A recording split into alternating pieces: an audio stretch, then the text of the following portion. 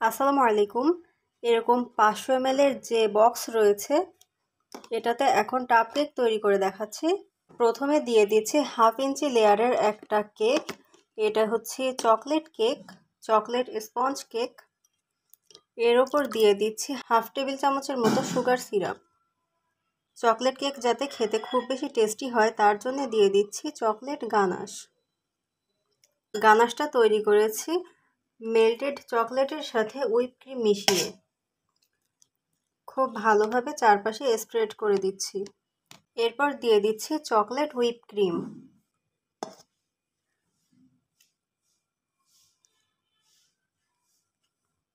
চারপাশে সমানভাবে বিছিয়ে দিচ্ছি।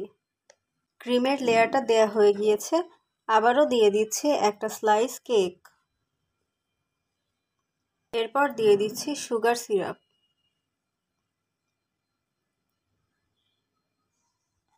সুগার সিরাপ দেওয়ার ফলে কেকটা অনেকক্ষণ যাবত ময়েস্ট থাকে এবং খেতে ভালো লাগে।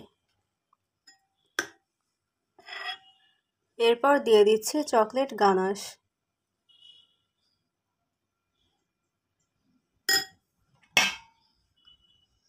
চারপাশে স্প্রেড করে দিচ্ছি যাতে করে প্রত্যেকটা বাইটে চকলেট গানাশটা মুখের মধ্যে চলে আসে এবং খুব দারুণ একটা ফিল হয় এটা যখন মুখে লাগে। এরপর দিয়ে দিচ্ছি চকলেট ক্রিম। চকলেট ক্রিমে সবসময় মেল্টেড চকলেটটা একটু বেশি দেওয়ার চেষ্টা করবেন, এতে করে কেকটা খেতে দারুণ হয়।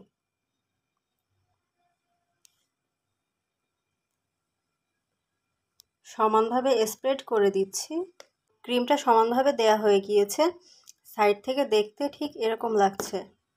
সবশেষে ওপরের অংশে দিয়ে দিচ্ছি বেশি করে চকলেট গানাশ।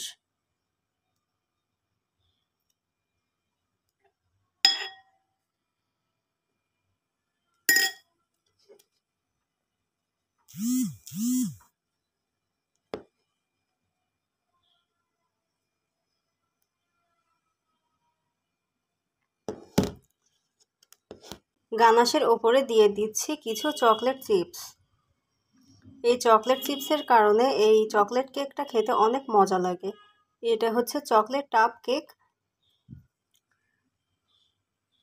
এই কেকগুলো সব আমার পেজে বিক্রি হয়।